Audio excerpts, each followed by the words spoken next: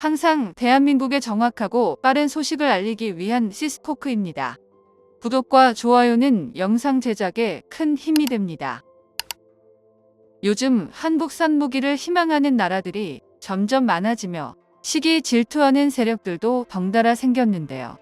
잘 나가는 한국산 K2 전차의 소위 말해 안티팬으로 보이는데 그동안 중국에서 이 역할을 해왔었습니다. 그런데 이번엔 한국산 무기를 대거 도입한 폴란드가 이 역할을 하면서 충격을 주고 있는데요. 오늘은 한국산 K2 전차의 기술력과 폴란드에 대해 알아보겠습니다. 한국방산의 캐시카우이자 대표 상품인 K2 전차가 폴란드와 루마니아에서 또 한 번의 러브콜이 쏟아지고 있는데요. 폴란드의 경우 앞서 현대로템과 체결한 2차 실행 계약으로 인해 K2PL 전차 180대를 추가 도입을 고려하고 있으며 루마니아 역시 비슷한 상황입니다.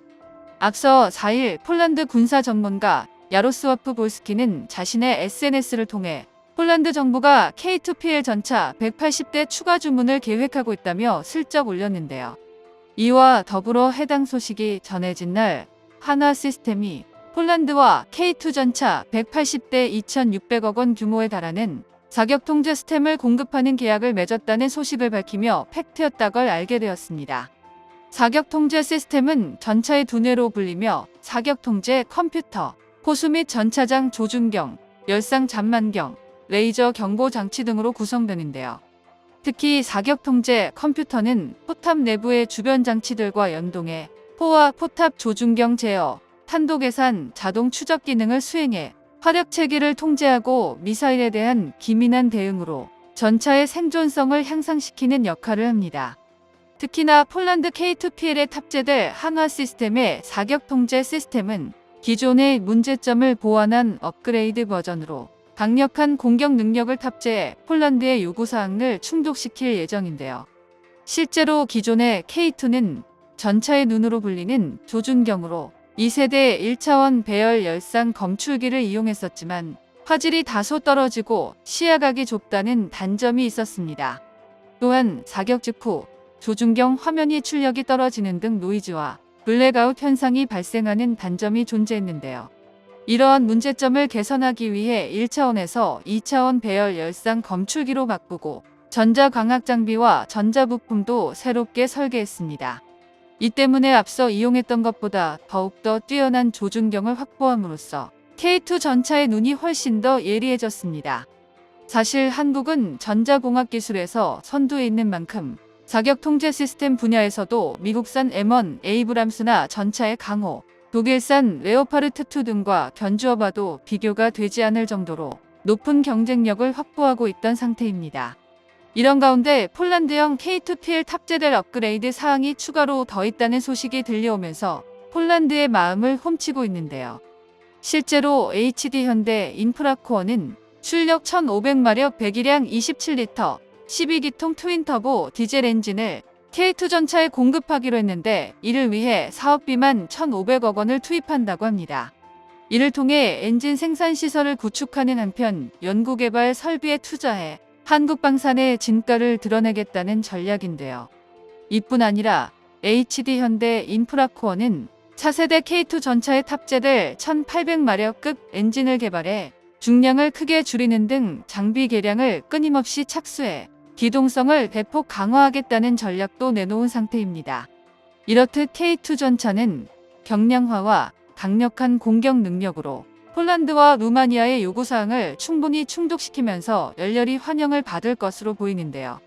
그런데 최근 내년부터 K2 전차의 국산 파워팩이 탑재되면서 K2의 완전 국산화인 마지막 남은 퍼즐이 맞춰질 거라는 소식이 전해졌습니다. K2 탑재를 위한 국산 파워팩 변속기 시험이 내년 8월까지 진행될 예정인 가운데 해당 테스트가 무사히 끝나면 내년 계획된 K2 4차 양산과 더불어 폴란드 수출 물량에도 탑재될 수 있을 것으로 보입니다. 파워팩은 엔진과 변속기의 결합체로 전차를 움직이는 심장에 흔히 비유되는데요. K2 전차는 2003년 개발이 처음 추진될 때만 해도 외산 파워팩을 탑재한 전차로 계획됐으나 2005년 결국 파워팩까지 국산화하는 방향으로 계획이 선회했습니다. 전차는 포장도로, 산지 등 험로에 주파 능력까지 갖춰야 하고 극한의 환경에서도 가동 능력이 보장돼야 하는 만큼 파워팩의 중요성이 크지만 이를 외산에 의존한다면 정비의 적시성을 담보하기 어렵다는 게 국산화의 이유인데요. 그러나 방산 강국 독일도 1500마력급 파워팩 개발에 종전 이후 13년이 걸린 만큼 우리가 이를 10년 안에 개발할 수 있겠냐는 우려의 목소리가 있었습니다. 하지만 HD 현대 인프라코어의 엔진이 2015년 개발이 마무리되어 K2A차에서 3차 양산 물량에 탑재됐고 이제 변속기의 내구도 평가만 남았는데요. 방산업계에서는 이번에야말로 완전한 100% 국산화가 이뤄질 수 있을 거라고 보고 있는데 실제로 그간 결함으로 지적되어 왔던 변속기의 기술적 문제가 완전히 해결됐기 때문입니다. 그런데 최근 폴란드 내에서 군사 전문가들 사이에 K2 전차를 깎아내리려는 정황이 포착돼 엄청난 논란이 불거졌었는데요. 폴란드라는 나라는 K방산이 유럽 시장에 진출하게 만들어 주었으며 많은 금액을 지불한 효자 국가입니다. 폴란드 내의 한 네티즌이 K2 훈련용 반응 장갑 교보제 도면을 업로드하면서 K2에 탑재되는 반응 장갑이 폴란드산 장갑차를 본따 만들었다는 증거라고 주장하는 등 어처구니 없는 일이 있었는데요. 심지어 폴란드 내에서 국가안보실 자문위원을 맡고 있는 한 군사 전문가가 이에 반응하며 말도 안 되는 허위 사실이 급속도로 확산시켰습니다.